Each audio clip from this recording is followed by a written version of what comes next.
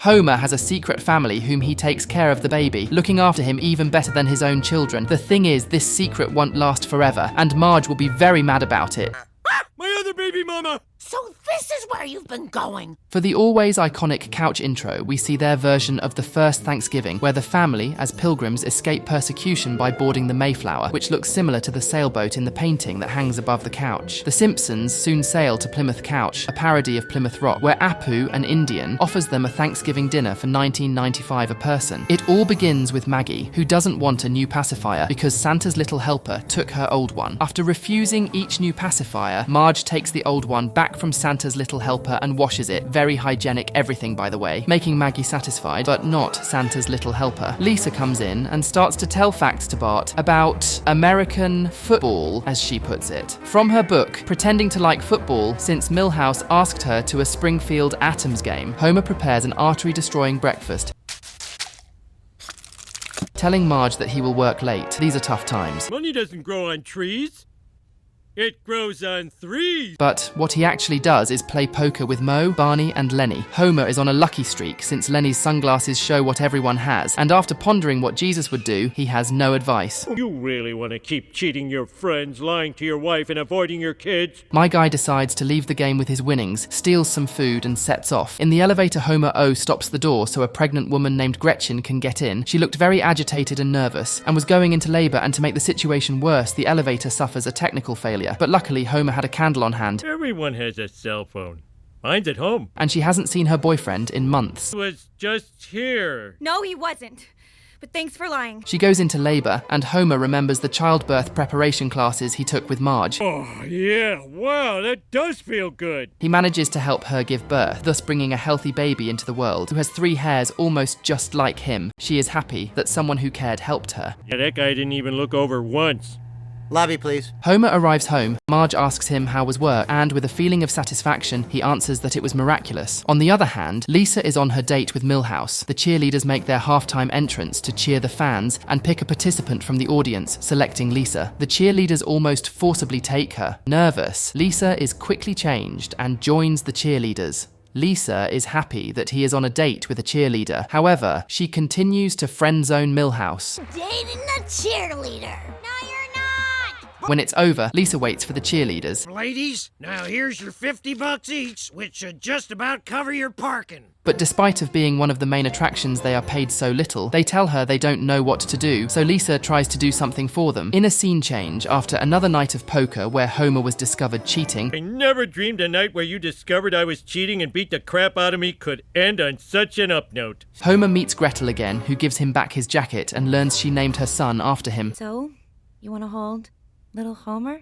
Homer visits Gretchen again, with baby stuff they need anymore, Incredible educational toy I forgot to give Bart. and she asks him to watch Homer Jr. for a moment. While taking care of him, we see them play spend money stupidly on mobile games, play hide and seek, and how he gives him a hairstyle just like his. Where's Hoju? Ah! Where's Hoju? Where's Hoju? They watch the story of Itchy and Scratchy, and in the end, the mouse gives him a bomb. And the cat's in the cradle. Later, when taking care of Maggie, he thinks about spending time with Hoju and Maggie with Flanders. The commitment is so much that another day, Marge finds Homer buying baby items and imagines that if she tells him the truth, he will be brutally beaten. This simulation has been brought to you by your brain, a subsidiary of your penis. No! So he continues with his lie, saying it's stuff for Maggie. Lisa returns to the cheerleaders and explains that they are being exploited and that all their practices are being broadcasted with several hidden webcams, should earn much more than what the millionaire Texan was paying them. Some of the angles are low. The Texan arrives and tells Lisa that instead of organizing a revolt, she should organize her dolls. Lisa mocks him, and the cheerleaders join in. The rancher thinks about it, Nicest way possible. No. and at the same time tells them he will no comply with any of their requests. Later, at home, the girls are making strike signs, and all the men of Springfield are waiting for them.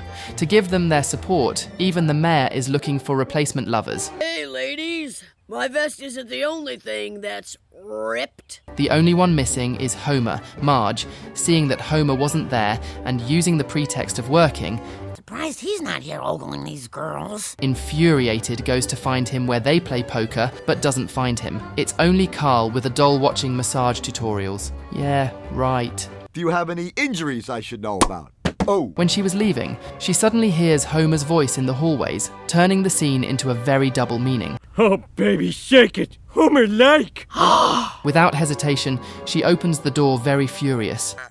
My other baby mama. So this is where you've been going? Marge is upset because she never expected to be cheated on. A baby together? Oh, it's cool. We did it in an elevator.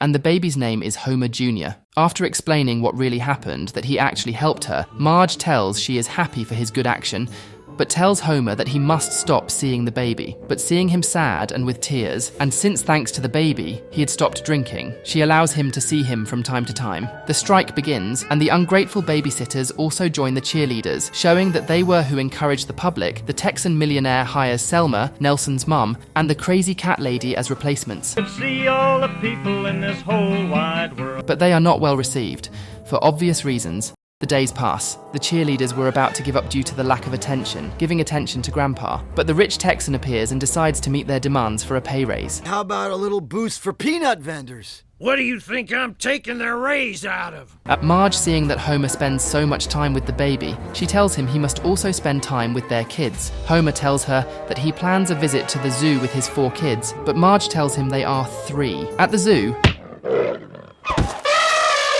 little Homer eats Maggie's ice cream and does it again.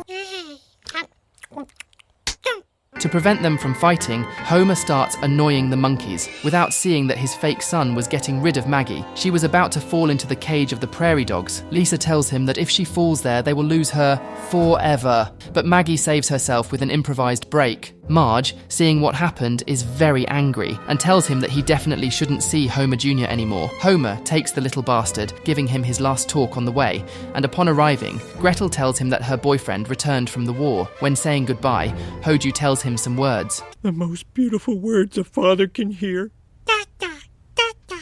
Oh. Homer Jr.'s original dad tells Homer not to worry, as one day he will have his own kids. Homer tells him that he already has them, and Hoju's dad feels uncomfortable. This is much creepier than I thought. Upon arriving home, Maggie comforts him, letting him take care of her doll, imagining Homer as her ideal father. In the end, we see Homer Jr. having a special skill for opening beer bottles. Homer's narration mode kicks in, and he realizes that the cheerleaders were at his house while we see the merchandise the crazy Texan was making money from. There were cheerleaders in our house, and nobody told me? Honestly, it was kinda disappointing seeing Homer taking care of a baby that isn't even his, but the time he became the captain of armed group with infinite budget was actually really dope. So if you want to see what happens, click on this video next, but not before dropping a like and a subscription.